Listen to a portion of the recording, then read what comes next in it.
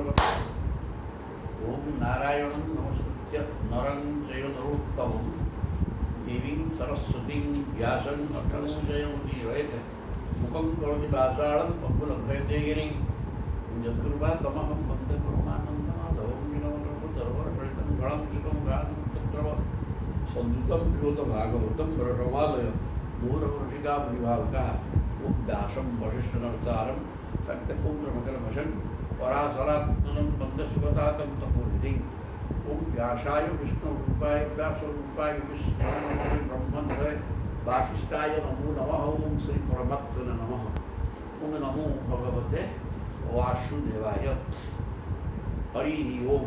ताहले दशम स्कंध षष्ठी 59 अध्याय श्रीकृष्ण और रुक्मिणी मध्य वार्तालाप सुंदर प्रसंग लगे। श्री सुखवाच सुखदेव बर्तमान राजा परिहित कहते कर्हिचित् सुखमासीनं सोत्तल्पस्थं जगद्गुरुं पत्तिं पर्यचरत् वैश्वी व्यजनेन सखी जनैः दिनकर कथा।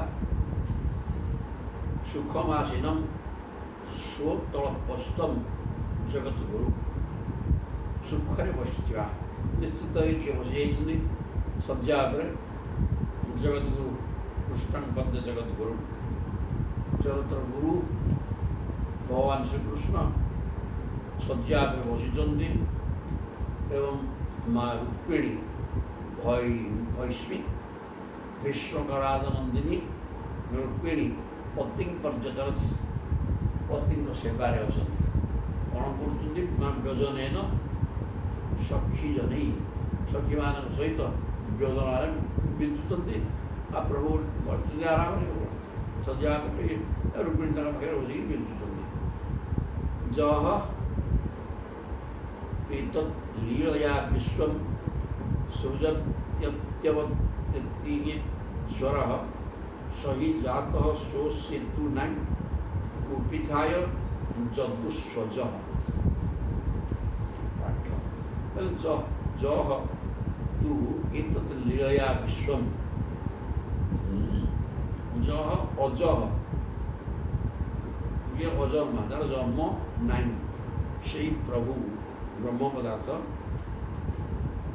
एक विश्व लीलया सृजती ये संसार के खेला भाया सृष्टि कर अति पालन करती एवं विनाश करती अवधि रक्षा करती सृष्टि स्थिति विनाश तीन कारण खेला भाया प्रभु ये तीन जाग करते सृष्टि स्थिति एवं विनाश ये प्रकार ईश्वर के प्रभु मालिक भगवान सही जात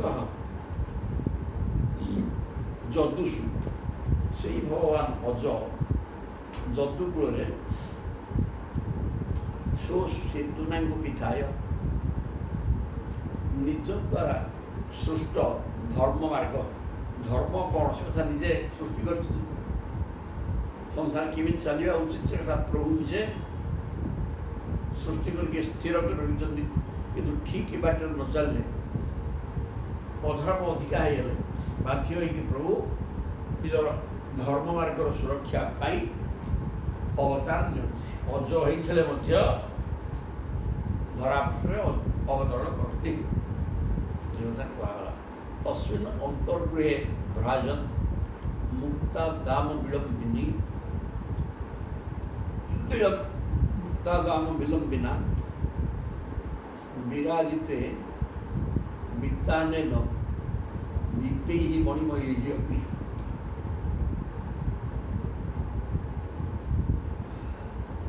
तस्मिन् अंतर्गृहे भ्राजन द्वारकार गोटे प्रकोष्ठ भितर प्रभु विराजमान कर मुक्ता दाम विलंबिना से घरे थैली मुक्ता माला रही विराजिते वित्तानेन चांदुआ टणाई दीपे ही मणिमय ही अभी दीप लगी मणिमयी ही दीपे ସେ ମଣି ଗୁଡ଼ାକ ଦୀପ ସଦୃଶ ଆଲୋକ ଦେଉଛି।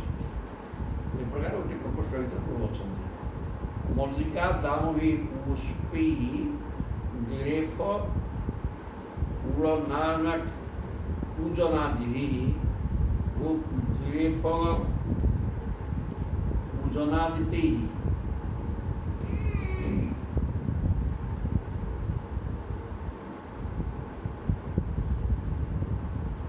জালরন্ধ্র প্রবিষ্টিশ্চ ভূমিশ্চন্দ্র তমসু অমরৈঃ।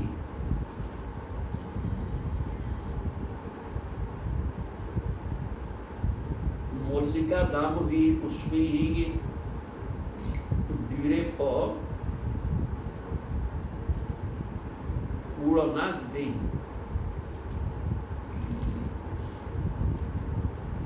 মল্লিকা দাম মানে মাଳ, মল্লি মাଳ।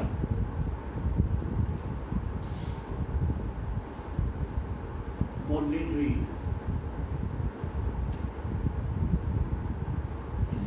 ମଲ୍ଲି ଜୁଇ ପଡ଼ୁଛି ଫୁଲ ହାରର ସୁଗନ୍ଧରେ ଭବନ ଚହଟୁଥାଏ। ଫୁଲ ଗୁଡ଼ିକ ପାଖରେ ଦଳ ଦଳ ଭ୍ରମର ଦୂରେ ପିଇ ଗୁଞ୍ଜନ କରୁଥାନ୍ତି। ସୁନ୍ଦର ସୁନ୍ଦର ଝରକା ଗୁଡ଼ିକରେ ଜାଲରନ୍ଧ୍ର ପ୍ରବିଷ୍ଟିଶ୍ଚ ଗୂଢ଼ିଃ ଚନ୍ଦ୍ରମସୁ ଅମଳୈଃ। କିନ୍ତୁ ଝରକା ସବୁ ଝରକା ଆଜିକାଲି ଯେଉଁ ପ୍ରକାର ରହୁଛି ସେମିତି ନଥିଲା। ଗୁଡ଼ାକ ଗୋଟେ ଗୋଟେ ଏମିତି କଣା ପଥରେ ପଥରେ କଣା କଣା ଥିବ, ଆଖି ଭଳିଆ ଛୋଟ ଛୋଟ କଣା ସବୁ ନା ନା ଝରକା ତାକୁ କୁହାଯାଉଥିଲା।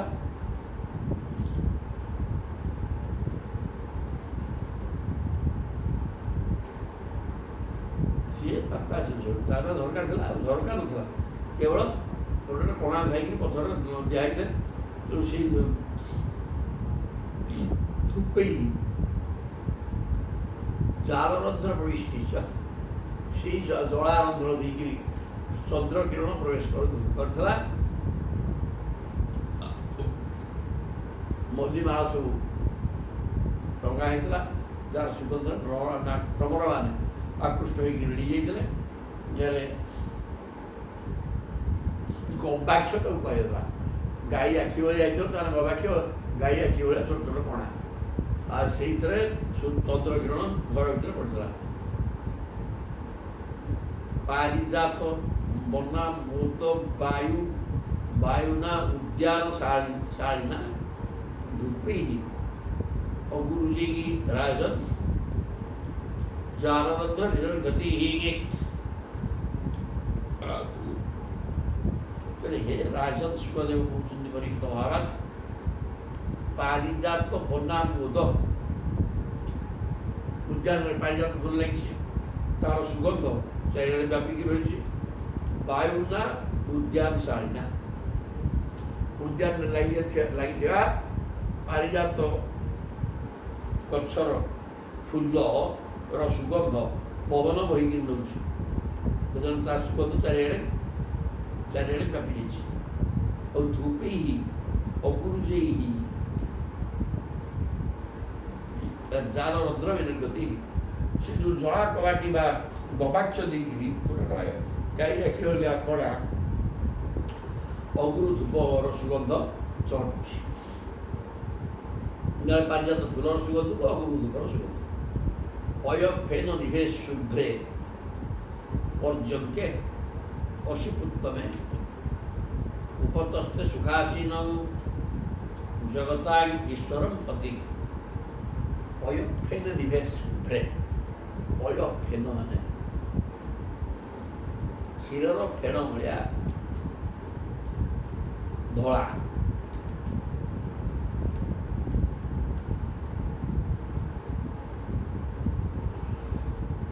अलक दिए फेण क्षीरर फेण भाया धला गदी सब पड़ी।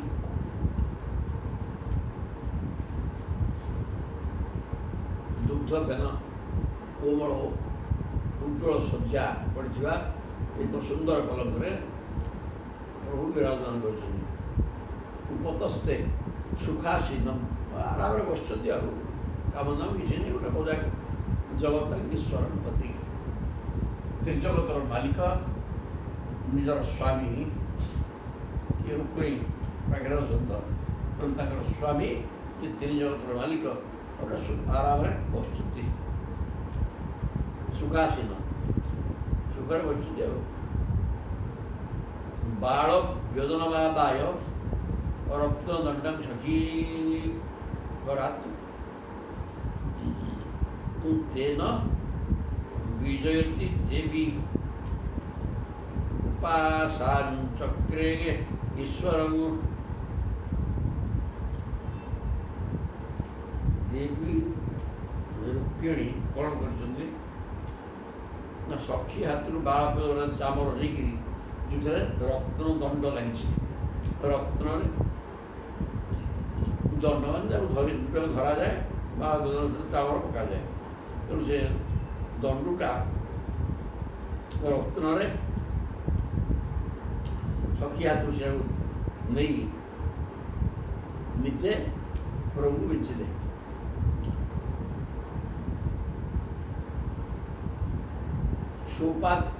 सोपाच्युतं गृणयति मणिनूपुराभ्यां सोपाच्युतं गृणयति मणिनूपुराभ्यां रेजेङ्गुलीय बलयव्यजनाग्रहस्तागा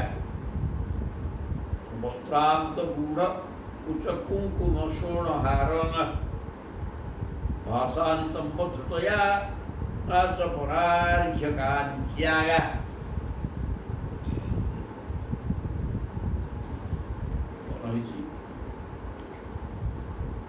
ତାଙ୍କର ରେଜେ ଅଙ୍ଗୁଳୀୟ ବଳୟ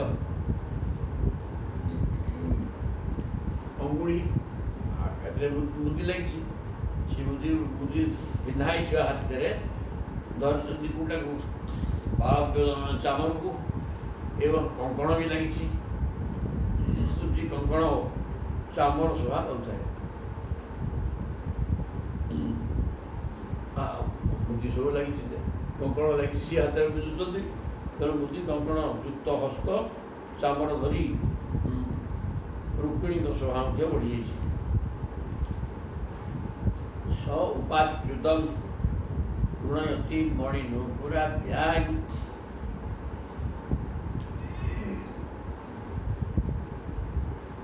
ଚରଣରେ ମଣିଜଡ଼ିତ ପାଉଁଜି ବେଣୁ ବାଜୁଛି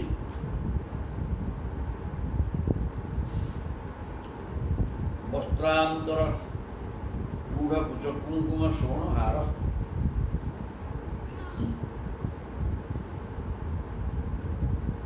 वक्षस्थल लाइजा वक्षस्थल लाइजा कुंकुम हारती लाइकी कुंकुम रत्नहार टे लाल बन धरी झुलुए कुंकुमर नालिया ज्योतिषी हार धारण करता है भाषा नितंब धृतयागा नितंब बहुमूल्य कटिसूत्र नितंब धृतया परार्घ्य कार्यागा कार्य कटिसूत्र सब गोटे रूप वर्णना प्रकार अवस्था रुक्मिणी प्रभु सेवा कर रूपिणी श्रिय मनन्य गति निरीक्ष्य जालीलया धृततमो अनुरूप रूपा प्रीत स्वयं नलकुंडल निष्ठकंठ वक्त्रोल्लसत स्मित सुधान हरिराभ भाषे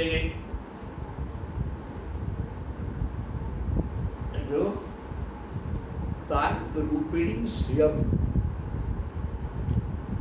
मनन्यवती निरीक्ष्य रूपिणी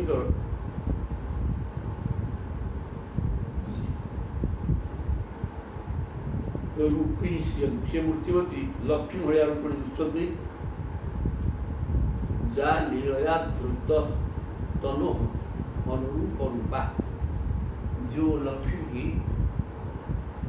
ଭଗବାନ ଶ୍ରୀକୃଷ୍ଣଙ୍କର ଅନୁରୂପ ରୂପକୁ ଧାରଣ କରିଛନ୍ତି, ତାଙ୍କ ଯୋଗ୍ୟ ରୂପ। ପ୍ରଭୁ ଯେମିତି ଜଗନ୍ମୋହନ ରୂପ ଧାରଣ କରିଛନ୍ତି, ଯିଏକି ସ୍ତ୍ରୀ ଲୋକ ଦେଖେ ତାଙ୍କ ପ୍ରତି ଆକୃଷ୍ଟ ହୋଇଯିବ,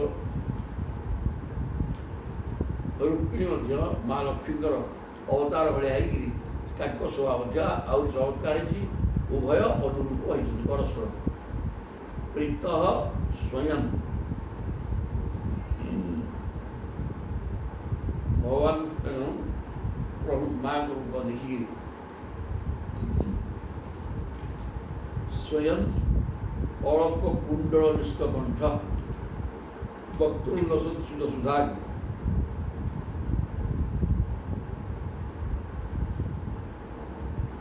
ସ୍ୱୟଂ ଅଳକ କୁଣ୍ଡଳ କୁଞ୍ଚୁକୁଞ୍ଚିଆ କେଶ, କାନରେ କୁଣ୍ଡଳ, ବେକରେ ହାର, ବକ୍ତୃଲସ ସୁଧା ଏବଂ ମୁଖରେ ମୁହଁରୁ ମନ୍ଦ ମନ୍ଦ ହସ ବାହାରୁଛି ରୁକ୍ମିଣୀଙ୍କର।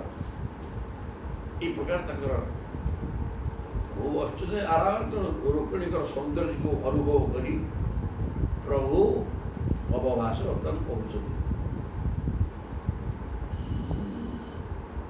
ଲକ୍ଷ୍ମୀ ମୂର୍ତ୍ତିମାନ ଲକ୍ଷ୍ମୀଙ୍କ ଭଳିଆ ହେଇଛନ୍ତି ଏବଂ ପ୍ରଭୁଙ୍କର ଅନୁରୂପ ହୋଇଛନ୍ତି। ତାଙ୍କର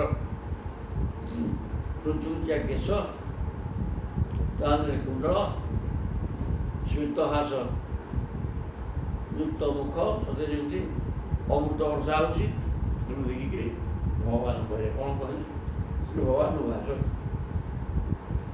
ରାଜପୁତ୍ରୀ ସୀତା ଭୂପି ଲୋକପାଳ ବିଭୂତି ମହାନୁଭାବୀ ଶ୍ରୀମତୀ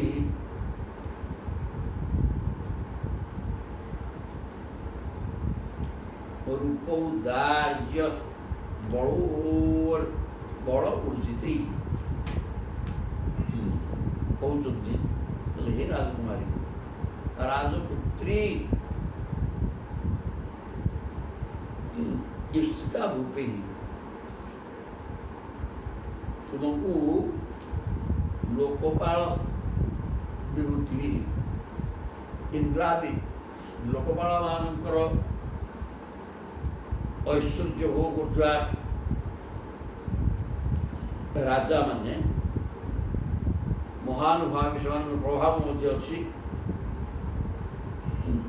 ଏବଂ ଐଶ୍ୱର୍ଯ୍ୟ ପରିପୂର୍ଣ୍ଣ ହୋଇକି ରହିଥିବା ରୂପ ଔଦାର୍ଯ୍ୟ ବଳୁବର ଜିତେଇ ସେମାନଙ୍କର ରୂପ ଗୁଣ ଉଦାର ସ୍ୱଭାବ ସବୁ ଥିଲା। ଏବଂ ଦିପାଳମାନଙ୍କର ଐଶ୍ୱର୍ଯ୍ୟ ଭୋଗ କରୁଥିବା ରାଜାମାନେ ତୁମକୁ କାମନା କରୁଥିଲେ। ବଡ଼ ବଡ଼ ରାଜାମାନେ ତୁମକୁ ବିବାହ କରିବା ପାଇଁ ଇଚ୍ଛା ପ୍ରକାଶ କରୁଥିଲେ। ଏଥିପାଇଁ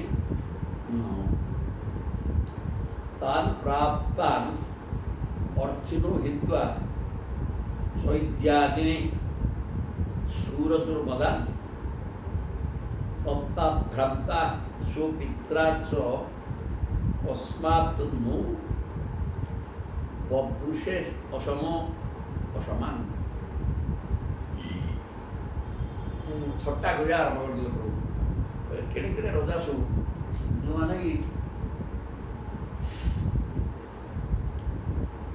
ଲୋକପାଳମାନଙ୍କର ସମ୍ପତ୍ତି ରହିଛି, ମହାନୁଭାବ ଏବଂ ରୂପ ଗୁଣ ଉଦାର ସ୍ୱଭାବ ସବୁ ଥିଲା, ଏଭଳିଆ ରଜାମାନଙ୍କର ସେମାନେ ତୁମକୁ ବିବାହ କରିବାକୁ ଚାହୁଁଥିଲେ। ହେଲେ ତୁମେ ତାଙ୍କୁ ଛାଡ଼ି ତାନ୍ ପ୍ରାପ୍ତାନ୍ ଅର୍ଥିନଃ, ଏଭଳିଆ ରାଜାମାନେ ତୁମକୁ, ତୁମେ ରାଜକନ୍ୟା, ରଜାକୁ ବିବାହ ତୁମେ ଠିକ୍। କେଡ଼େ କେଡ଼େ ରଜା ରାଜକୁମାର ଯେଉଁମାନଙ୍କର ବଳ ଐଶ୍ୱର୍ଯ୍ୟ, ଇନ୍ଦ୍ରଙ୍କର ଐଶ୍ୱର୍ଯ୍ୟ ବଳିକିର ଐଶ୍ୱର୍ଯ୍ୟ ସେମାନଙ୍କର ଥିଲା, ସେ ଲୋକ ଗୁଡ଼ାକ ତୁମକୁ ଚାହୁଁଥିଲେ। ଆଉ ତୁମେ ତାଙ୍କୁ ଛାଡ଼ିକିରି ଚୈଦ୍ୟା ଦିନି ସିଦ୍ଧି ରାଜା ଶିଶୁପାଳ, ତାଙ୍କର କମ ସମ୍ପତ୍ତି, ତାଙ୍କର ଭାରି ଦୁର୍ଦ୍ଧର୍ଷ ଯୋଦ୍ଧା ମଧ୍ୟ, ଏ ସମସ୍ତେ ଛାଡ଼ିକିରି ସ୍ମରଦ୍ରୁମଦାନ୍ ଆଉ ଦତ୍ତା ଭ୍ରାତା ସ୍ୱପିତ୍ରାସ, ତମର ଭାଇ ଏବଂ ବାପ ଯାହାକୁ ଦେଇ ଦେବାକୁ ଚିନ୍ତା କରୁଥିଲେ କିଏ ଶିଶୁପାଳ, ଆଉ ସିଏ ବି କିଛି କମ ନୁହଁ। ତ ପଶ୍ଚାତ୍ ନ ବବୃଷେ ଅସମାନ, ମୁଁ ତ ତମ ସମାନ ନୁହଁ ନା, ତୁମେ ରାଜକୁମାରୀ, ରାଜକୁମାରକୁ ବିବାହ କଥା। ତେଣୁ ଅନେକ ରାଜକୁମାର ଐଶ୍ୱର୍ଯ୍ୟ ସମ୍ପନ୍ନ, ଗୁଣ ରୂପ, ଯୁବକ ସବୁ ପ୍ରକାର ଥିଲେ। ଆଉ ତା ଶିଶୁପାଳଟା ବେଶୀ ଅସୁବିଧା ତ ନଥିଲା, ତମ ବାପା ଭାଇ ସବୁ ଚାହୁଁଥିଲେ ଦେବା ବି। ଅସମାତ ନ ବବୃଷେ ଅସମାନ, ମୁଁ ତ ସମକକ୍ଷ ରାଜକୁମାରୀ କି ମୁଁ କ'ଣ ରଜା? ମୁଁ ତ ରଜା ନୁହଁ ନା, କେବେ ବି ରଜା ହେଇପାରିବି। ମୋତେ କାହିଁକି ତୁମେ ବିବାହ କଲ ମୁଁ କିଛି ବୁଝିପାରୁନି। ଆରମ୍ଭ କଲେ ଥଟ୍ଟା। ଆଉ ତାପରେ ରାଜଭ୍ୟ ବିଭ୍ରତ ଶୁଭ୍ରୁ ସମୁଦ୍ରଂ ସରଳଙ୍ଗତାଗନ ବଳବଦ୍ଭି କୃତଦ୍ୱେଷା ପ୍ରାୟ ତ୍ୟକ୍ତନୃପାସନାନ। ମୁଁ ଗୋଟେ ଡରୁକୁଳାଟା, ଜାଣିପାରୁନୁ କି କ'ଣ କରୁଛି ମୁଁ ନା? ବଳବଦ୍ଭି କୃତଦ୍ୱେଷା, ବଳୁଆ ରଜା ଗୁଡ଼ାକ ତାଙ୍କ ସହିତ କିଏ ଶତ୍ରୁତା କରି କ'ଣ ସମ୍ଭାଳିବ? ତେଣୁ ବାଧ୍ୟ ହେଇକି ମୁଁ ଆସିକି ସମୁଦ୍ରରେ ଲୁଚିକି ରହିଛି। ପ୍ରାୟ ତ୍ୟକ୍ତ ନୃପାସନାନି, ମୋର ତ ନୃପାସନ ନାହିଁ। ମୁଁ ଜରାସନ୍ଧ ପ୍ରତି ରାଜାମାନଙ୍କ ଉପରେ ଭୟରେ ଏଠାକୁ ଆସିକି ସମୁଦ୍ର ଭିତରେ ଲୁଚିକି ରହିଛି। ବଡ଼ ବଳବାନଙ୍କ ସହିତ ମୋର ଘୋର ଶତ୍ରୁତା ରହିଛି। ଜରାସନ୍ଧ ପ୍ରତି ଅନେକ ଦୁର୍ଦ୍ଧର୍ଷ ଯୋଦ୍ଧା, ଯେଉଁମାନେ କେହି ପରାଜୟ କରିପାରିବେନି, ସେମାନେ ମୋ ଶତ୍ରୁ ହେଇକି ଅଛନ୍ତି। ଅନେକ ଶତ୍ରୁ ମୋର ଅଛନ୍ତି। ସେଭଳିଆ ଲୋକ କିଏ ବାଏ ବଳବାନ ଶତ୍ରୁ। ଆଉ ମୁଁ ଶତ୍ରୁମାନଙ୍କ ଭୟରେ ସମୁଦ୍ର ସରଳ ଗତାନ, ସମୁଦ୍ର ଭିତରେ ଆସିକି ଲୁଚିଲାପି ରହିଛି। ରାଜଭ୍ୟ ବିଭ୍ରତ, ରାଜାକୁ ଡରିକି, ଶତ୍ରୁ ରାଜାମାନଙ୍କୁ ଡରିକି ସମୁଦ୍ର ଭିତରେ ଘଟା କରିକି ମୁଁ ଲୁଚିକି ରହିଛି। ଆଉ ଇଆଡ଼େ ବଳବଦ୍ଭି କୃତଦ୍ୱେଷା, ପ୍ରକୃତରେ ନିଜଠାରୁ ଅଧିକ ବଳବାନ ଲୋକ ସହିତ, ବଳବାନ ଲୋକ ଅନେକ ମୋ ଠାରୁ ବଢ଼ୁଆ ଶତ୍ରୁ ମୋର ପରିପୂର୍ଣ୍ଣ ହେଇକି ଅଛନ୍ତି। ପ୍ରାୟ ତ୍ୟକ୍ତ ନୃପାସନା, ରାଜସିଂହାସନର ଅଧିକାରରୁ ମଧ୍ୟ ମୁଁ ବଞ୍ଚିତ। ତ୍ୟକ୍ତ ନୃପାସନା, ଏଇଠି କହିଲେ ପ୍ରାୟ ତ୍ୟକ୍ତ ନୃପାସନା, ରାଜସିଂହାସନରୁ ମୁଁ ହିଁ ବଞ୍ଚିତ। ଏଇଟା ଯାହା କହିଛନ୍ତି ସବୁ ସେ ପ୍ରଭୁ ରୂପିଣୀ ଖଣ୍ଡନ କରିବେ। ବୋଲେ ଏ ପ୍ରକାର କହିବେ ମୁଁ ରାଜସିଂହାସନରୁ ବଞ୍ଚିତ, ରଜା ହେବାର ପ୍ରଶ୍ନ ନେଇକି ହେବିନି କେବେ। ଇଆଡ଼େ ଶତ୍ରୁ ପ୍ରବଳ, ବଳୁଆ ଶତ୍ରୁ। ତାପରେ ଶତ୍ରୁ ଭୟରେ ମୁଁ ମୋର ଏମିତିକା ପୌରୁଷ ବା ବଳବୀର୍ଯ୍ୟ ଯେ ଶତ୍ରୁ ଭୟ କରିକି ସମୁଦ୍ର ଭିତରେ କେମିତି ପଶିପାରିବେ ବୋଲି ଚାରିଆଡ଼େ ପାଣି ମଝିରେ ଦୀପ ତା ଭିତରେ ଆସିକି ରହିଛି। ମୋତେ ଗୋଟେ କ'ଣ ବର୍ଣ୍ଣନା କଲା ମୁଁ ଜାଣିପାରୁନି ପ୍ରତି ରୂପରେ। ତମେ ଚିଠିପତ୍ର ଦେଇକି ମୋତେ ରଖିକି ବିବାହିତ ନା କ'ଣ? ମୋତେ କାହିଁକି ପସନ୍ଦ କଲ? ଅସ୍ପଷ୍ଟ ବର୍ତ୍ତନାଣି ପୁରୁଷାଣି ଅଲୋକଙ୍କ ପଥବିୟୁଷାଣି ଆସ୍ଥିତା ପଦବୀ ଶୁଭ୍ରୁ ପ୍ରାୟ ସିଦ୍ଧନ୍ତି ଯୋଷିତ। ମୁଁ ମୋର ବାଟ ମାର୍ଗ କ'ଣ, ମାନେ ମୁଁ କ'ଣ କରୁଛି କ'ଣ ନାହିଁ କେହି ବି ମୋ ସପକ୍ଷରେ ଜାଣିପାରୁନାହାନ୍ତି। ଅସ୍ପଷ୍ଟ ମାର୍ଗ, ମୁଁ ବାଟରେ ଗଲେ ମୁଁ ମିଳିବି, ମୋର କାର୍ଯ୍ୟକଳାପ କ'ଣ, କ'ଣ କରିବାକୁ ମୁଁ ଆସିଛି କେହି କିଛି ବୁଝିପାରୁନାହାନ୍ତି ମୋ ସମ୍ପର୍କରେ। ପୁରୁଷାଣି ଅଲୋକ ପ୍ରଥମେ ଉଷାଣି, କେଉଁ ମାର୍ଗର ଲୋକ, କେଉଁ ମାର୍ଗର ଅନୁଗାମୀ ତାହା ମଧ୍ୟ ଲୋକଙ୍କ ପାଖରେ ସ୍ପଷ୍ଟ ନୁହେଁ। ଆପଣଙ୍କ ମାର୍ଗକୁ କିଏ ବୁଝିବ? ସେ ତ ସ୍ୱୟଂ ପ୍ରଭୁ ଯାହା ଚାହିଁବେ ତାହା କରିଦେବେ। ଆସି କ'ଣ କରିବ କରୁଛନ୍ତି, କ'ଣ ନ କରୁଛନ୍ତି ତାହା କାମରେ କରିସାରିଲା ପରେ ଲୋକ ସିନା ବୁଝିବ, ନହେଲେ ନା। ମୁଁ କ'ଣ କରିବାକୁ ଚାହୁଁଛି, କ'ଣ କରୁଛି, କ'ଣ କରିବି କିଛି କିଏ ଜାଣିବାର ନାହିଁ। ଏ ପ୍ରକାର ଗୋଟେ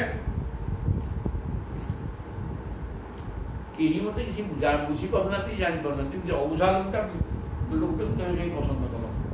ଆସ୍ତି ତାହା ପଦବୀ ଶୁଭ୍ରୁ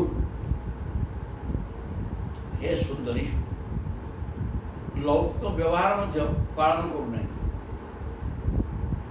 ପ୍ରାୟ ସିଦନ୍ତି ଯେଉଁ ସୀତା, ଲୋକ ବ୍ୟବହାରରେ ଯେଉଁ ଜିନିଷ ଗୁଡ଼ାକ ଅଛି, ଲୋକ ବ୍ୟବହାରରେ ଥିଲା ଇନ୍ଦ୍ରକୁ ପୂଜା କରିବା, ସେଟା ମୁଁ ବନ୍ଦ କରିଦେଲି ନା। ଲୋକ ବ୍ୟବହାରକୁ ମୁଁ ମଧ୍ୟ ପସନ୍ଦ କରୁନି।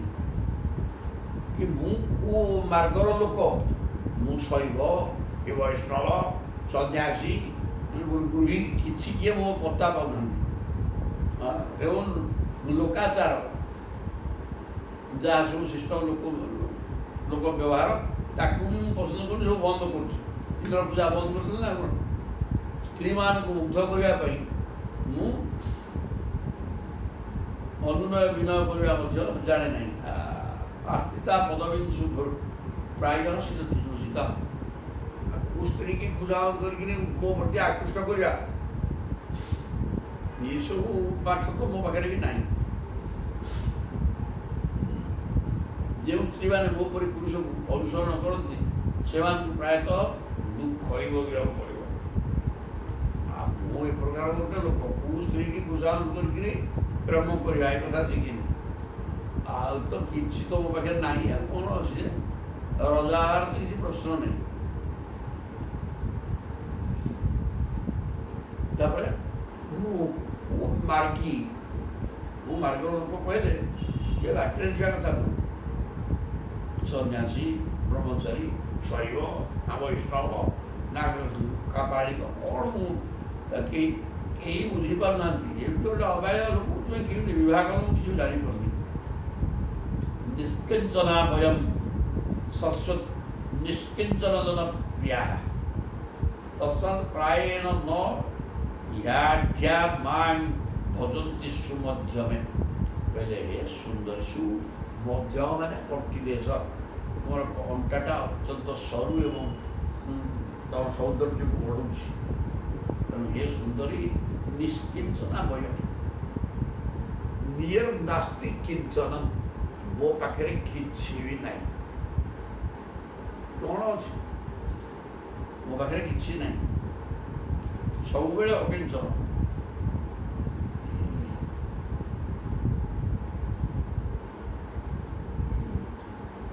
କିଛି ହେଲେ ମୋ ପାଖରେ ନାହିଁ। ବୟମ୍ ଶଶ୍ୱତ୍ ନିଷ୍କିଞ୍ଚନ ଜନ ପ୍ରିୟା, ଆଉ ଯେଉଁମାନେ ବି ନିଷ୍କିଞ୍ଚନ, ସେମାନେ ମୋର ପ୍ରିୟ। ନାସ୍ତି କିଞ୍ଚନ, ଭଗବାନଙ୍କ ବ୍ୟତୀତ ଯେଉଁମାନଙ୍କର ଆଉ କିଛି ନାହିଁ, ଏ ପ୍ରକାର ଅର୍ଥ କରାଯିବ।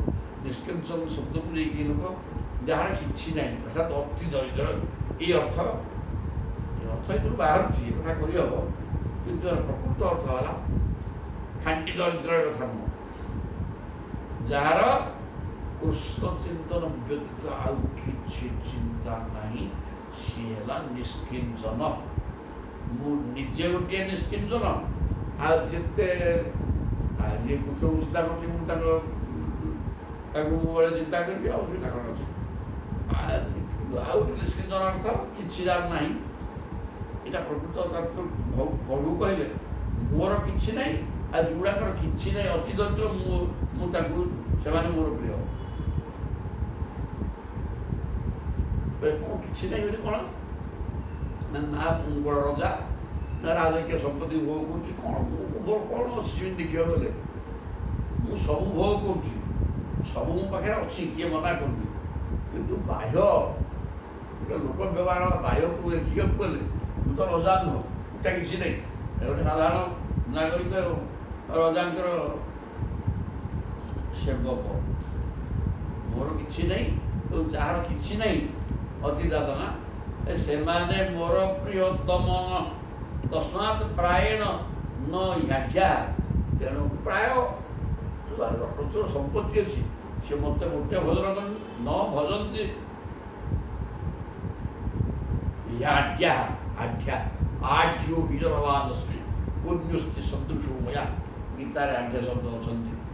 ଆଢ୍ୟ ମାନେ ଧନାଢ୍ୟ, ପ୍ରଚୁର ଧନ ସମ୍ପତ୍ତିର ମାଲିକ ଯିଏ ଐଶ୍ୱର୍ଯ୍ୟ ଭିତରେ ରହିଛି, ସେ ମୋତେ ପସନ୍ଦ କରନ୍ତିନି। ଆଉ ମୁଁ ଅକିଞ୍ଚନ ବନ୍ଧୁ, ତାର କିଛି ନାହିଁ। ସିଏ ହେଲା ଆଉ ତାତ୍ପର୍ଯ୍ୟ ହେଲା ଯିଏ କୃଷ୍ଣଙ୍କ ବ୍ୟତୀତ ଆଉ କିଛି ଜାଣିନି, ତାଙ୍କର ସିଏ ବନ୍ଧୁ, ଅସୁବିଧା କିଛି ନାହିଁ। ଏଇଟା ହେଲା ଗୋଟେ ଅର୍ଥ। ପ୍ରକୃତରେ ପ୍ରଭୁ ନିଜକୁ ନ୍ୟୁନ କରିକି କହୁଛନ୍ତି ଯେ ମୁଁ ନିଜର ମୋର କିଛି ନାହିଁ, ଯାହାର କିଛି ନାହିଁ ସିଏ ମୋର ଭକ୍ତ। ଜୟୋ ଆତ୍ମସମଂ ବିତ୍ତଂ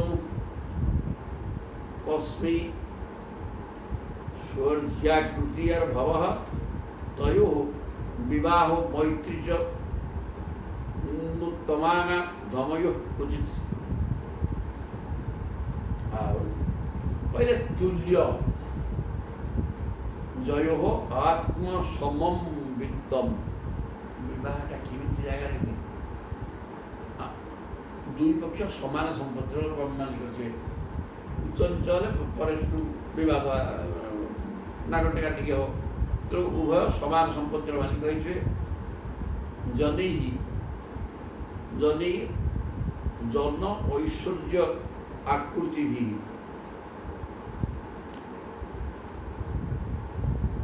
ଜନ୍ମ ଐଶ୍ୱର୍ଯ୍ୟ ଆକୃତି, ଗୋଟେ ନିର୍ଦ୍ଦିଷ୍ଟ କୂଳରେ ଜନ୍ମ ହୋଇଥିବେ। ବ୍ରାହ୍ମଣ ପିଲାକୁ ବିବାହ, କ୍ଷତ୍ରିୟ ବିବାହ, ତେଣୁ ଏ ପ୍ରକାର ଜନ୍ମ ଗୋଟିଏ କୂଳରେ ଜନ୍ମ ହୋଇଥିବେ। ସମ୍ପତ୍ତି ଉଭୟର ସମାନ ଥିବ। ଐଶ୍ୱର୍ଯ୍ୟ ଆକାର ପ୍ରକାର ଉଭୟଙ୍କର ଆକାର ମଧ୍ୟ ସମାନ ଥିବ। ଆହୁରି ତୟୋ ବିବାହ ମୈତ୍ରୀ च, ସେଇମାନଙ୍କ ଭିତରେ ବିବାହ ଏବଂ ମିତ୍ରତା ସମ୍ପର୍କ କରାଯାଏ। ଆଉ ନିଜଠାରୁ ଯିଏ ଅଧିକା ବା ନିଜଠାରୁ ଅତ୍ୟନ୍ତ ନିକୃଷ୍ଟ ସେମାନଙ୍କ ସହିତ ମିତ୍ରତା କରାଯାଇପାରିବ ନାହିଁ। ଆଉ ତେବେ ରାଜକୁମାରୀ ମୁଁ ଦାଦା ନା, ଆମ ଭିତରେ ମିତ୍ରତାଟା କ'ଣ ସମାନ ହେଲା? ଆମେ କ'ଣ ସମକକ୍ଷ ବନ୍ଧୁ? ନା, ଏ ଭିତରେ ଗୋଳମାଳିଆ ରହୁଛି। ବିତ୍ତ, ଜନ୍ମ, ଐଶ୍ୱର୍ଯ୍ୟ, ଆକାର ଉଭୟଙ୍କ ସମାନ ଥିବା ଦରକାର।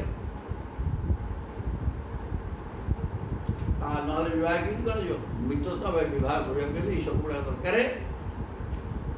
ଏଇଟା ଆମ ଭିତରେ ହେଲାନି। ଆଉ ବୈଦର୍ଭୀ ଏତତ୍ ଅଭିଜ୍ଞାୟ ତ୍ୱୟା ଦୀର୍ଘ ସମୀକ୍ଷୟା ମୃତା ବୟଂ ଗୁଣୈଃ ହୀନାଃ ଭିକ୍ଷୁଭିଃ ଶ୍ଲାଘିତା ମୁଧାଗା।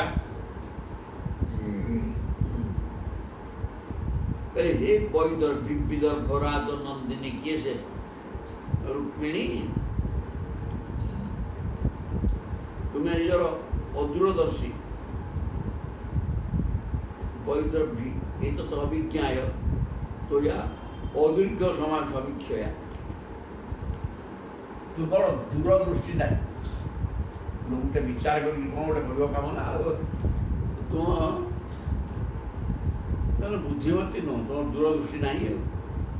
तेणु किसी विचार न कर मती स्वामी पर ग्रहण कर वृत्ता वयम गुणैः हीनाः। गुणवान नहीं संपत्ति नहीं, रजा नुहे तुम्हें रजा, किंतु तेणु सी आम भर समान ना, समता ना। से गुणवान गोटे होती किसी गुण भी नहीं। गुणैः हीना भिक्षुभिः श्लाघिता बुधा।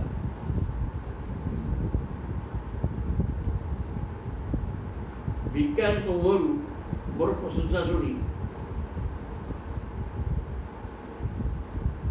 न जानी न शुणी, भिक्षारी मुहरु मो गुण शुणी विवाह कर प्रकार कहले जाणी बुझिकी जहाँ गोटे कर दीर्घ तुम दूरदृष्टि अभाव, विचार शक्ति कम, किसी जापारे कौन सी मोर सद्गुण ना। ये प्रश्न कथा क्या शुणिक भिखारी शुणिक मत तुम विवाह कि आश्चर्य कथा कथा आत्मन ଅନୁରୂପମ ବହି ଭଜସ୍ୱ କ୍ଷତ୍ରିୟ ସଭମ। ଆଉ ତେଣୁ ହେଲେ ଏବେ କିଛି ଅସୁବିଧା ହେଇନି। ତମେ ଆଉ ଜଣେ ଚାହୁଁଛ ବୋଲି ତମେ ଚାହୁଁଛ ଆଉ ଜଣେ ବଳବାନ କ୍ଷତ୍ରିୟକୁ ତମେ ବିବାହ କରିପକା। ଯିଏ ନ ତାଙ୍କର ପୁଅ ହେଇସାରିଲାଣି ପ୍ରଦ୍ୟୁମ୍ନ, ଯିଏ ନ ଆଶିଷ ସତ୍ୟା ଇହା ମୂତ୍ର ଜଳ ସଜେଇଏ। ଅନ୍ୟ ଜଣେ ବଳବାନ ଏବଂ ସମ୍ପତ୍ତି ଥିବା କ୍ଷତ୍ରିୟକୁ ବରଣ କର, ତାଙ୍କ ଦ୍ୱାରା ତୁମର ଇହଲୋକ ଓ ପରଲୋକର ସକଳ ଆଶା ଅଭିଳାଷ ପୂର୍ଣ୍ଣ ହେଇଯିବ। ମୁଁ ତମ ଆଶା ଅଭିଳାଷ କ'ଣ ପୂର୍ଣ୍ଣ କରିବି? ଅଥ ଆତ୍ମନ ଅନୁରୂପମ, ତୁମ ଯୋଗ୍ୟ ବରପାତ୍ର ରଜା ହେଇଥିବ, ଶକ୍ତି ସମ୍ପନ୍ନ ହେଇଥିବ, ପ୍ରଚୁର ଐଶ୍ୱର୍ଯ୍ୟ ଥିବ, ଏ ପ୍ରକାର ଗୋଟେ କ୍ଷତ୍ରିୟକୁ ତୁମେ ବିବାହ କର। ଯେ ତୁମ ଆଶିଷ ସତ୍ୟା ଇହା ମୂତ୍ର ଜଳସ୍ୱ, ତାଦ୍ୱାରା ତୁମର ଇହକାଳ ପରକାଳର କଲ୍ୟାଣ ହେବ। ଚୈତ୍ୟ ଶାଲ ଜରା ସନ୍ଧ ଦନ୍ତବକ୍ତ୍ରାଦୟୁ ନୃପା ମମ ଦ୍ୱିଷନ୍ତି ବାମରୁ ରୁକ୍ମିଣୀ ଚାପି ତବାଗ୍ରଜ। କ'ଣ ଶତ୍ରୁ ମୋର? କିଏ କିଏ ଗୋଟେ ଗୋଟେ କହୁଛନ୍ତି ଚୈତ୍ୟ ମାନେ ସେ ରାଜ ଶିଶୁପାଳ, ଶାଲ, ଜରାସନ୍ଧ, ଦନ୍ତବକ୍ତ୍ର ଆଉ ଆଦୟ ନୃପା ମମ ଦ୍ୱିଷନ୍ତି ବାମରୁ ରୁକ୍ମୀ। ଖାଲି ସେତିକି, ତୁମ ଭାଇ ରୁକ୍ମୀ ମଧ୍ୟ ମୋର ଶତ୍ରୁ। ତବ ଅଗ୍ରଜ ଭ୍ରାତା ରୁକ୍ମୀ, ମୋର ସମସ୍ତେ ଶତ୍ରୁ। ଏତେ ଗୋଟେ ଭୟଙ୍କର ଶତ୍ରୁ ମୋର ଅଛନ୍ତି। ତେଷାଂ ବୀର୍ଯ୍ୟଂ ମଦାମ୍ଭାନାଂ ଦ୍ରକ୍ତାନାଂ ସ୍ୱୟନୁକ୍ତୟେ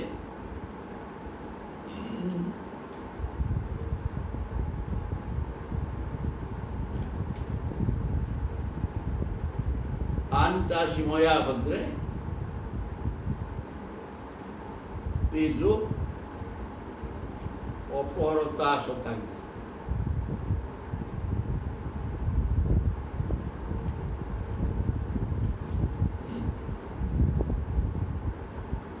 कहले हे कल्याणी, से समस्त निजर बल पौरुष मदरे अंध। तेजांग वीर्य मदाम्भाना, से असीम सामर्थ्य शक्ति सामर्थ्य रही। तेणु से अहंकार शक्ति की निज निजर शक्ति की देखिए अहंकार से स्वयं मुक्त।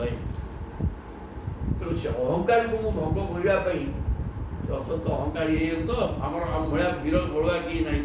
तेणु अहंकार को भागवाई आनित आसी मया भद्रे, हे भद्रे मुझे तुमको घिनी आनी कहीं देखा मन को बलवान बोली चिंता कर तोर किसी बल नहीं, मुझे नहीं पड़े तेजो अपहरता सता से तेजो को अपहरण करके तुमको धरिक पड़े तेज शक्ति सामर्थ्य को से शक्ति सामर्थ्य को पदाघात कर गढ़ तुमको धरिक पड़े से जो आम बलुआ बोल अहंकार था ताकू चूर्ण करदेली।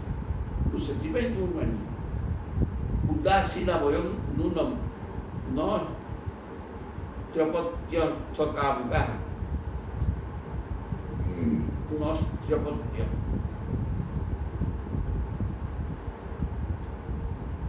आत्मलभ्य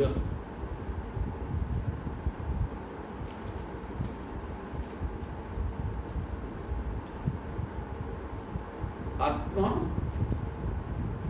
लब्ध्या स्महे पूर्णा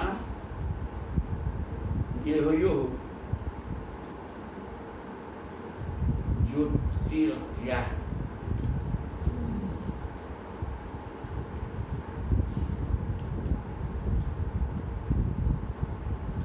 बोले उदासीना वयम, उदासीन मोर शत्रु नहीं कि मित्र नहीं, मुझे उदार भाव संपन्न। मोर स्त्री संतान और धन प्रति लोभ नहीं। स्त्री अपत्य अर्थ काम का न ଉଦାସୀନ ଲୋକ ଆଉ କ'ଣ ହେଲା ଯାହା ମିଳିଲା ଯାହା ହେଲା ଯାହା ପିନ୍ଧିଲେ ହବ ଯାହା ଖାଇଲେ ହବ ଯାହା କଲେ କିଛି ମୋର ଉଦାସୀନ ତ ମୁଁ କାମ ପ୍ରତି ଭୋଗ୍ୟ ପଦାର୍ଥ ପ୍ରତି ମୋର ଆସକ୍ତି ନାହିଁ, ଉଦାର ସ୍ୱଭାବ। ହଁ ସ୍ତ୍ରୀ ଅପତ୍ୟ ଟଙ୍କା ପଇସା ସବୁ ଗୋଟା ସ୍ତ୍ରୀ ହେଲେ ହବ, ଏତେ ଟଙ୍କା ମୋର ଦରକାର କିଛି କିଛି କୌଣସି ଅଭିଳାଷ ମୋର ନାହିଁ, ଉଦାସୀନ ତ ଆଉ କ'ଣ। ତେଣୁ ଆତ୍ମଲଜ୍ଜା ଆସ୍ମହେ ପୂର୍ଣ୍ଣ। ମୁଁ ଯେତିକି ପାଇଛି ମୋର ଆନନ୍ଦ ବ୍ରହ୍ମ ଆନନ୍ଦମୟ, ମୋ ନିଜ ଆନନ୍ଦକୁ ମୁଁ ନିଜେ ଅନୁଭବ କରି ରହେ, କାହା ମାଧ୍ୟମରେ ମୋର କିଛି ଦରକାର ନାହିଁ। ଉଦାସୀନ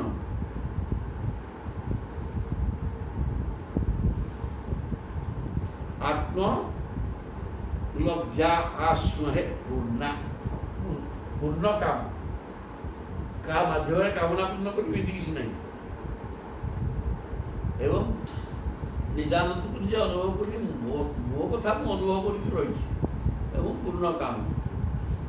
ଗେହ ୟୁ ଜ୍ୟୋତିରକ୍ରିୟ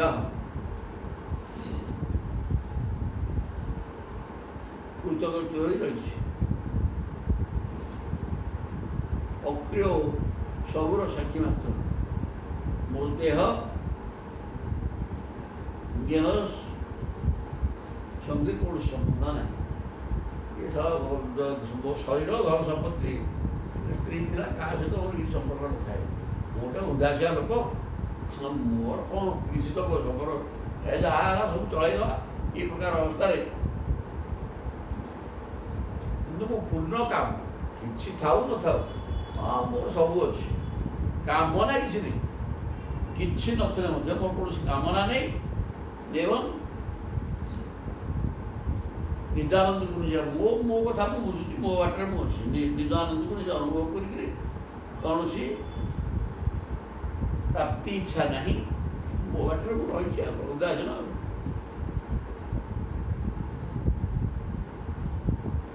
ଘର ସ୍ତ୍ରୀ ପିଲା ଶରୀର କୋଉଥିରେ ମୋର ନାହିଁ, କିଛି ଆସକ୍ତି ନାହିଁ। ଏ କଥା ପ୍ରଭୁ ଶୁକବାଚ। ତାପରେ ଶୁକଦେବ ରାଜା ପରୀକ୍ଷିତଙ୍କୁ କହୁଛନ୍ତି,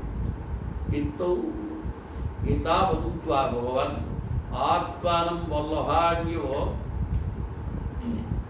ମନ୍ୟମାନାନ୍ ଅବିଶ୍ଲେଷାତ୍ ତଦର୍ପଘ୍ନଃ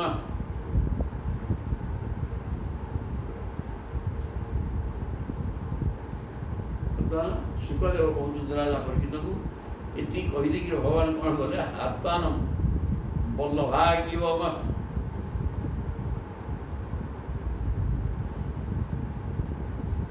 ରୁକ୍ମିଣୀଙ୍କର ଅଭିମାନ ହୋଇଯାଇଥିଲା ଯେ ସେ ଭଗବାନଙ୍କର ସର୍ବାଧିକ ପ୍ରିୟା। ଭଗବାନ ଆତ୍ମାनं ବଲ୍ଲଭାନ୍ୟେବ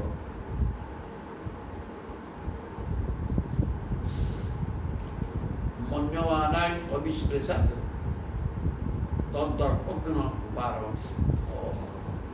ରୁକ୍ମିଣୀ ମନେ ମନେ ଚିନ୍ତା କରୁଥିଲେ, ଏକ 16,100 ରାଣୀ ଅଛୁ, କିନ୍ତୁ ପ୍ରଭୁ ସବୁଠୁ ମୋତେ ବେଶୀ ଭଲ ପାଆନ୍ତି।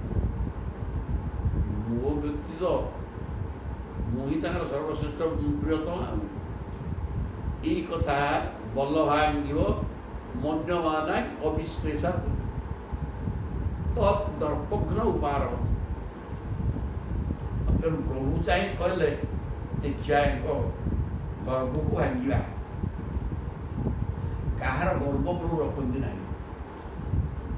ତେଣୁ ତାଙ୍କର ଗର୍ବ ଭାଙ୍ଗିବା ପାଇଁ ରୁକ୍ମିଣୀଙ୍କର ମନେ ମନେ ସେ ସୁନ୍ଦରୀ ବୋଲି ନିଜକୁ ଭାବୁଥିଲେ ଏବଂ ପ୍ରଭୁ ମୋ ପ୍ରତି ଅତ୍ୟଧିକ ଆକୃଷ୍ଟ ଏ ଜିନିଷ ତା ପାଖରେ ଥିଲା। ତେଣୁ ତାକୁ ହଟେଇବା ପାଇଁ ପ୍ରଭୁ ଏତିକି କହିକି ଚୁପ୍ ହୋଇଗଲେ। ଇତି ତ୍ରିଲୋକେଶ ପତେ ଅବାପ୍ତନଃ ପ୍ରିୟସ୍ୟ ଦେବ୍ୟ ଶ୍ରୁତ କୁବର୍ଗ ଅପ୍ରିୟମ୍ ଆଶ୍ରୁତ୍ୟ ଭୀତା ହୃଦି ଦାତମେ ପଥୁ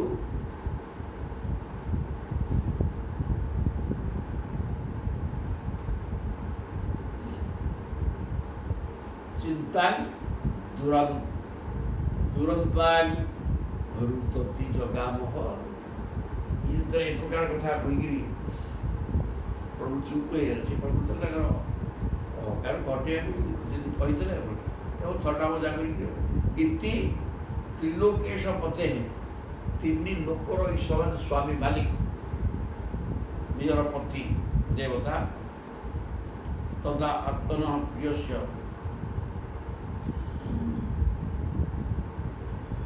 ନିଜର ପତି ଦେବତା ଏବଂ ନିଜର ଅତ୍ୟନ୍ତ ପ୍ରିୟ ହୋଇଥିବା ଭଗବାନ ଦେବୀ ଭଗବାନ ତାଙ୍କର ଭଗବାନ କୃଷ୍ଣକୁ ବହୁତ ସ୍ନେହ ଶ୍ରଦ୍ଧା କରନ୍ତି ରୁକ୍ମିଣୀ। ଇଆଡ଼େ ଝିଅ ହେଉଛନ୍ତି ଲୋକର ମାଲିକ। ତାଙ୍କର ଏ ପ୍ରକାର କଥା ଶୁଣି କେବେ ଅଶ୍ରୁତ ପୂର୍ବକ ଅପ୍ରିୟମ ଏମିତି ଅପ୍ରିୟ କଥା ବିବାହ ଦିନଠାରୁ କେବେ ବି ଶୁଣିନାହାନ୍ତି। ସଦାବେଳେ ସେ ତାଙ୍କୁ ଭଲ କଥା କହୁଥିଲେ। ଆଜି ଏ କଥାଟା ଅପ୍ରିୟ ହେଇଗଲା, ଅତ୍ୟନ୍ତ ଅପ୍ରିୟ।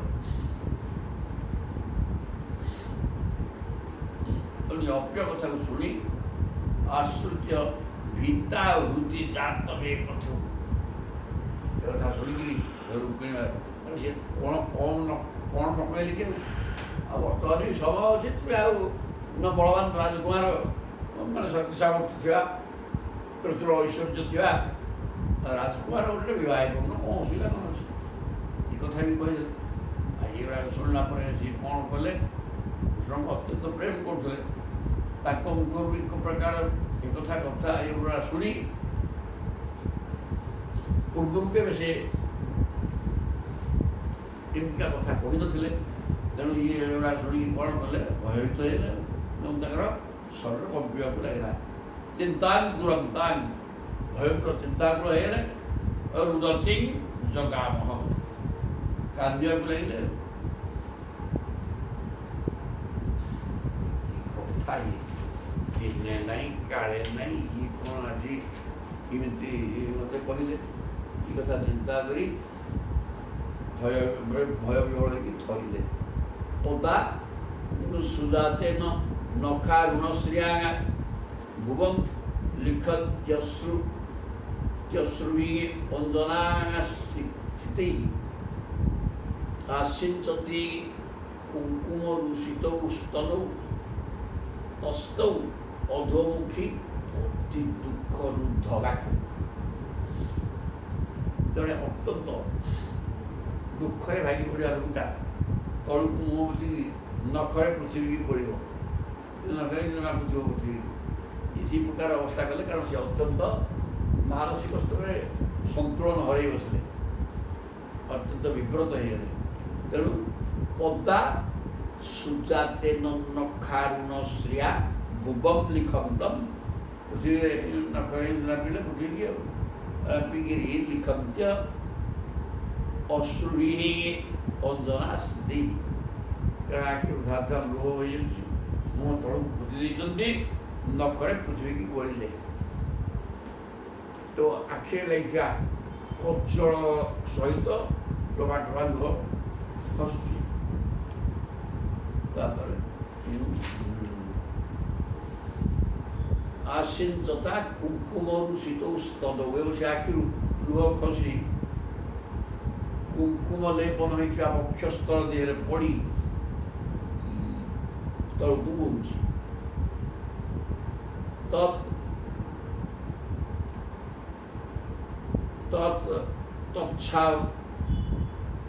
ତଚ୍ଛା ମଧୁମୁଖୀ ଅତି ଦୁଃଖ ରୁଦ୍ଧଗାକୁ ଅତି ଦୁଃଖରେ ପାଟିରୁ କଥା ବାହାରୁନି ଏବଂ ମୁହଁ ତଳକୁ ବୁଝୁଛନ୍ତି, ନଖରେ ପୃଥିବୀ ଗୋଳୁଛନ୍ତି ଏବଂ ଲୁହ ଧାର ଧାର ହୋଇକିରି ବକ୍ଷସ୍ଥଳରେ ପଡ଼ି ଅଜଳ ମିଶା ଲୁହ ବକ୍ଷସ୍ଥଳରେ ପଡ଼ି ତଳକୁ ଗଡ଼ୁଛି। এই প্রকার অবস্থা এবং বাক ক্রুদ্ধ কথা ବି କହୁନାହାନ୍ତି, ଅଧମୁଖ ହେଇକି ଗୋଟେ ଠିଆ ହେଇକି ଥରୁଛନ୍ତି। ଆଉ ତସ୍ୟା ସୁଦୁଃଖ ଭୟ ଶୋକ ବିନଷ୍ଟ ବୁଦ୍ଧେ ହସ୍ତାତ୍ ସଥତ ବଳୟତୁ व्यजनं पपात देहस्य विक्लवधियः सहसैव मुह्यन् रम्भेव वायु विहताय प्रविकाङ्गर्जकीशाङ्गन् प्रविकेर्जकीशान् तस्याः सुदुःख भय शोक विनष्ट बुद्धि कणया अत्यंत दुखरे भांगी पड़े यार प्रकृति प्रभु मत छाड़ दिए गोटे भय वाला यार कादुंट बुद्धि भ्रष्ट है कौन करी कौन न करी बर्तमान स्थिति कहीं दिला केवे तो दिने पाटू खराब कथा बाहरी ये प्रकार कौन है तेणु से भय दुखरे भय कले कौन छाड़दे ना कौन कौन मोर देखिले खराब काम जाफल एते मो कोप कर तेणु अत्यंत दुखित हो भयभीत हो कांदिकी बुद्धि नष्ट होगा हस्ता सतत बलय एत हाथर माने सांगे सांगे शुष्क हो 10-50 किलो कमिगले हाथर बलय सब खसी आसला तल सांगे सांगे जो दुर्बल हो भजते भय करें हौ है सतत बलयत व्यजनम पपात हाथ में जो व्यजन विजणा विचुले आ मुंड तो धोए ना विजणा भी हाथ में खसी पड़ा एवं हाथ बल लगी बलय से दुर्बल हो खसी पड़ा देहस्थ विक्लव धिया सहसी मुह्यन एवं इतने भयभीत हो दुखरे किंकर्तव्य विगुण हो मूर्छा होगी रंभेव वायु विहता रंभा कदली गछ पवन हेल्ले कदली गछ भांग सागे से ठोक तेणु प्रचंड पवन कदली गछ उबुड़ीगला भाया प्रविकेर्य किसान केश सब फिटिगला सालुर रहीगला भय विहल होकर मूर्छा होकर पड़गले हाथ में जमा पड़ना सब ये प्रकार अवस्था सृष्टिगला तदृष्ट भगवान कृष्ण प्रियायाः प्रेम बंधनम हास्य प्रौढ़ी मजानंत्या करुण स्व अनुकंपत प्रभु देखिए भंग मैं को थटार किए कहीदेली ये एमतीका हो कि जानी तेणु प्रभु तेणु दया कले तदृष्टा भगवान कृष्ण प्रियायाः प्रेम बंधनम प्रियतमा स्त्रीकर प्रेम भाव परीक्षा करने प्रभु देखिए ये मो बिना बचार नहीं मुझे प्रचंड कथा कहीदेली ये संभाली पारना ये नुह हास्य प्रौढ़ी मजा आनंत्या ये थट्टा प्रयास बुझा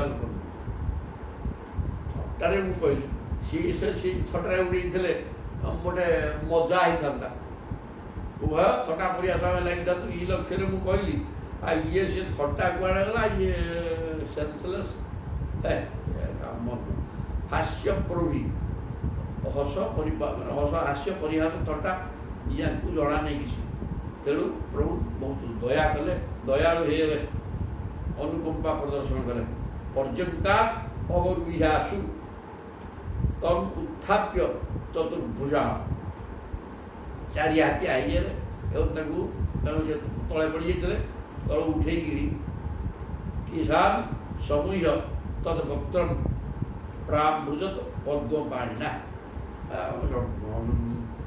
केश गुड़ा सब आलू बालू होता मुह टेकिदे पद्म पाणिना ये पद्म पाणी कह तात्पर्य पद्म भाया कोमल एवं कमनीय ईशत रक्तवर्ण तर हाथ आ पद्म मुखा भी ठंडा कोमल एवं शीतल हाथ में मुँह टे आँसी दे सब केश गुड़ाक पड़ता मुँह पशु टेकिदे मुँह को आँसी दे प्रमुज्य अश्रुजले नेत्रे स्तनु चूप हतौ शुचा आश्लिष्य बाहुना राजन ଅନନ୍ୟ ବିଷୟାଣି ଶତାଣି ପ୍ରମୃତ୍ୟ ଅଶ୍ରୁ କଳେ ନେତ୍ରେ। ଆଖିରୁ ଲୁହ ବହୁଥିଲା ଧାର ଧରାଇ, ସେ ଲୁହକୁ ପୋଛି ପକେଇଲେ, ଆଖିରୁ ଲୁହ ପୋଛିଲା, ଲୁହ ଓଦା ହେଇଯାଇଥିବା ବକ୍ଷସ୍ଥଳ ତାକୁ ହିଁ ପୋଛିଲେ ଏବଂ ପରମ ପ୍ରେମରେ ରୁକ୍ମିଣୀକି ବାହୁବନ୍ଧନ ଭିତରେ ରଖିଲେ, ମାନେ ଆଲିଙ୍ଗନ କରି ପକେଇଲେ ଭଗବାନ। এই ପ୍ରକାର ସେନ୍ସଲେସ୍ ଅବସ୍ଥାରେ ଅଛନ୍ତି, କ'ଣ କରିବ? ତେଣୁ ସାନ୍ତ୍ୱୟାମାସ,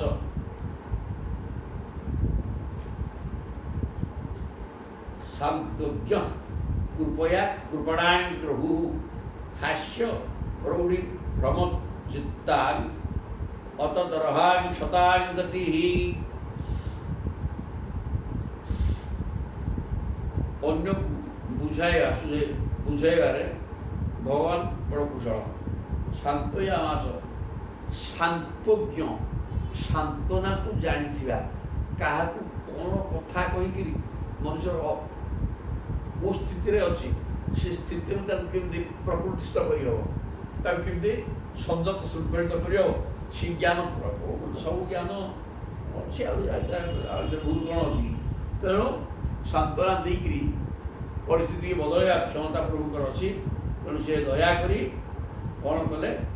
ହାସ୍ୟ ପ୍ରୌଢ଼ି ଭ୍ରମଦ ଚିତ୍ତାଂ, ପରିହାସରେ ମୁଁ କହିଦେଇଥିଲି, ତଥାପି ତୁମର ଚିତ୍ତ ଭ୍ରମ ହେଇଗଲା। ଅତଦରହାଂ ଶତାଂ ଗତିଃ। ହାସ୍ୟର ଭାଜନ ନୁହନ୍ତି, ଥଟ୍ଟା ପରିହାସର ଯୋଗ୍ୟ ଲୋକ ତୁମେ ନୁହଁ। ଏହି ପ୍ରକାର ଚିନ୍ତା କରି ସେ ତାଙ୍କର ପ୍ରେୟସୀ ରୁକ୍ମିଣୀକି ସାନ୍ତ୍ୱନା ଦେଇକି କହିଲେ, ମୁଁ ଥଟ୍ଟା ପରିହାସରେ କହିଲି, ଥଟ୍ଟା ବଜାରରେ କହୁଥିଲି, ତୁମେ ଯଦି ଥଟ୍ଟା କରିଥାନ୍ତ ଆହୁରି ମିଠା ଲାଗିଥାନ୍ତା, ଆଉ ତୁମେ ମୁହଁ ଶୁଣେଇକିରି କାନ୍ଦିକିରି ସେ ତା ଉଡ଼ି ସାରିଲାଣି, ଆଉ ଇଏ କ'ଣ କାମ ଇଏ? ତେଣୁ ଠିକ୍ ଲାଇନ୍ରେ ବୁଝେଇଲେ ଯେ ଏହା ଗୋଟିଏ ତ କଥା, ଆଉ ଥଟ୍ଟାରେ କହିଲି, ଆଉ ପାଠ କିଛି ନଥିଲା, ତଥାପି ଥଟ୍ଟାଟା ବୁଝିପାରିଲୁ, ପରିହାସରେ କହିଲି। ହାସ୍ୟ ଯେଉଁଟା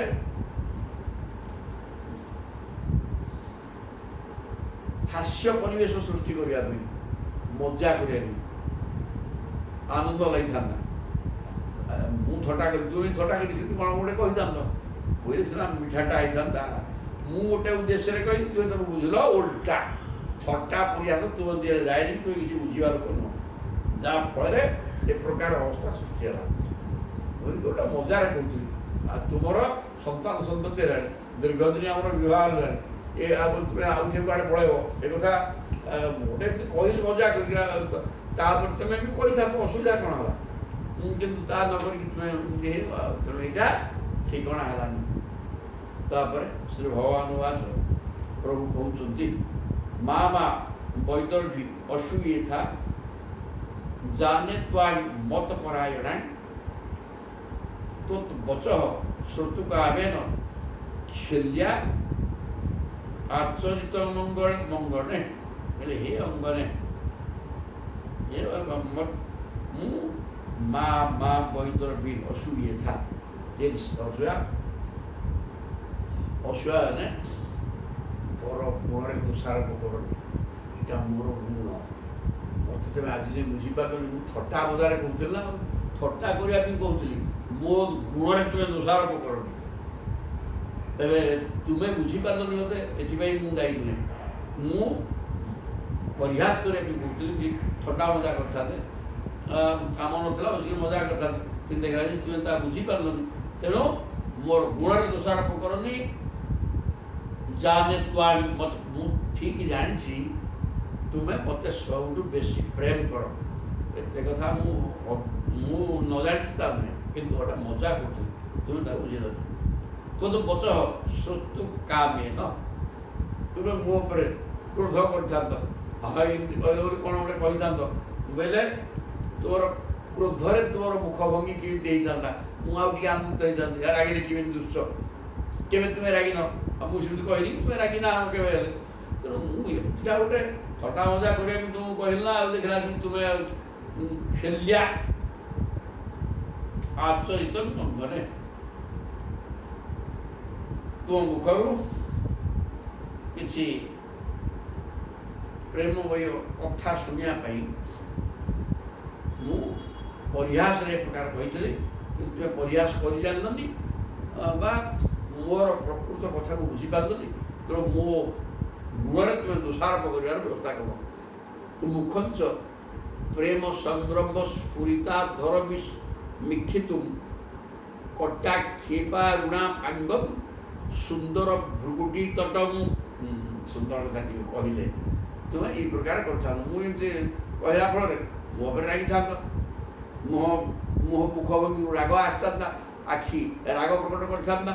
ମୁଖଞ୍ଚ ପ୍ରେମ ସଂଗ୍ରମ ସ୍ଫୁରିତାଧର, ଅଧର କମ୍ପିଥାନ୍ତା। ମୋ ପ୍ରତି ତୋର ପ୍ରେମ ଭାବ ରହିଛି, ତେଣୁ ସେ ଭାବନା ରହିଛି, ତେଣୁ ତୁମେ ରାଗିଥିଲେ ଆଜି ପର୍ଯ୍ୟନ୍ତ ତୁମେ ରାଗିଲେ କେମିତି ଦିଶୁଛ ସେ କଥା ମୁଁ ଜାଣିପାରିଲି, ତେଣୁ ତୁମକୁ ରବଉଥିଲି, ଥଟ୍ଟା ପରିହାସ କରିଥାନ୍ତି, ରାଗିଥିଲେ କେମିତି ଦିଶୁଥିଲ ମୁଁ ଅନୁଭବ କରିଥାନ୍ତି।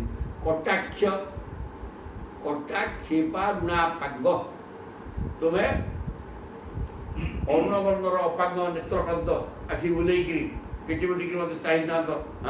କ'ଣ ମୋତେ କହିଲ ଏମିତି ରାଗିକି ଟିକେ ଦିପଦ କହିଥାନ୍ତ, କିଛି ନାହିଁ, ଏଇଆ ଇଏ ସରିଲେ।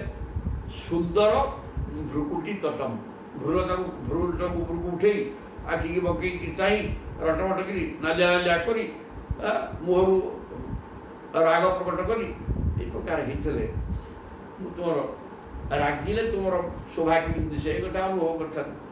ସେ କଥା ତୁମେ କରିପାରିବନି।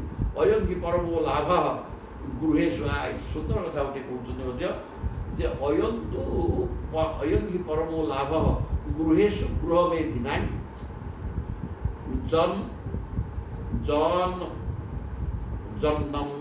ନମୈହି ନିୟତେ ଜାମାଃ ପ୍ରିୟୟା ଭୀରୁ ଭାମିନୀ।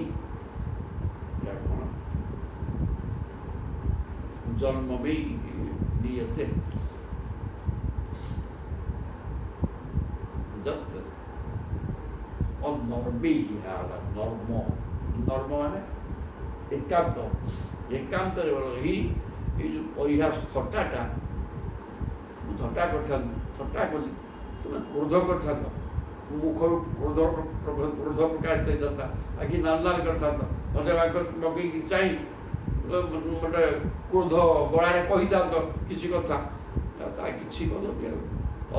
ଅୟଙ୍ଗି ଏଇଟା ହେଲା ପ୍ରକୃତ ସ୍ୱାମୀ ସ୍ତ୍ରୀଙ୍କ ଭିତରେ ଏ ପ୍ରକାର ପରିହାସଟା ଆହୁରି ଆନନ୍ଦ ଦିଏ।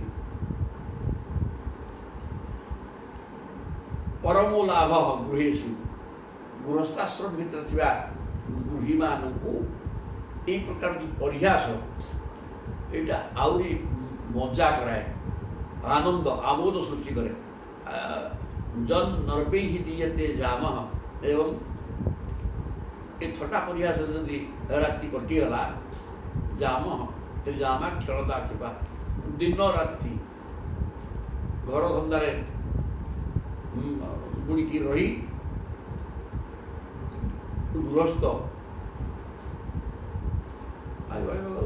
ଗୃହସ୍ଥାଶ୍ରମରେ ଥିବା ବ୍ୟକ୍ତି ସଦାବେଳେ କର୍ମ ତତ୍ପର ଥିବ, ତା ଫଳରେ ତା ମୁଣ୍ଡ କର୍ମ ଜଞ୍ଜାଳ ଭିତରେ ରହିକିରି ଭାରାକ୍ରାନ୍ତ ହେଇଥିବ, ଓଜନିଆ ହେଇଯାଇଥିବ। ତେଣୁ ସେଟାକୁ ସେ ଜିନିଷକୁ ହଟେଇ ଦେବା ପାଇଁ ଏ ପରିହାସଟା ଭଲ ଜିନିଷ ଗୋଟେ। ତେଣୁ ଗୃହସ୍ଥାଶ୍ରମରେ ଅଛ, ସ୍ତ୍ରୀ ସହିତ ଥଟ୍ଟା ପରିହାସ କରି ନିଜର ଭାରାକ୍ରାନ୍ତ ମୁଣ୍ଡକୁ ସଫା କରିଦିଅ। ସେଥିପାଇଁ ଏଇଟା ମୁଁ ତୁମକୁ କହିଲି, ତୁମେ ତା ବୁଝିପାରିଲନି, ଏଠି ସୁନ୍ଦର କଥାଟେ କହିଲେ। ତେଣୁ ଏଇଟା ଉପଦେଶ ଦିଆଗଲା ଯେ ଗୃହସ୍ଥାଶ୍ରମୀ ବ୍ୟକ୍ତିମାନଙ୍କୁ ସ୍ୱାମୀ ସ୍ତ୍ରୀ ଭିତରେ ଥଟ୍ଟା ପରିହାସ ଲାଗିବା କିଛି ଭୁଲ ନୁହେଁ। ତାଦ୍ୱାରା ଓଜନିଆ ମୁଣ୍ଡ, ସଂସାର ଚିନ୍ତା କରି ଭାରାକ୍ରାନ୍ତ ହେଇଥିବା ମୁଣ୍ଡ ହାଲକା ହେଇଯାଏ। ଜୟ ଜଗନ୍ନାଥ।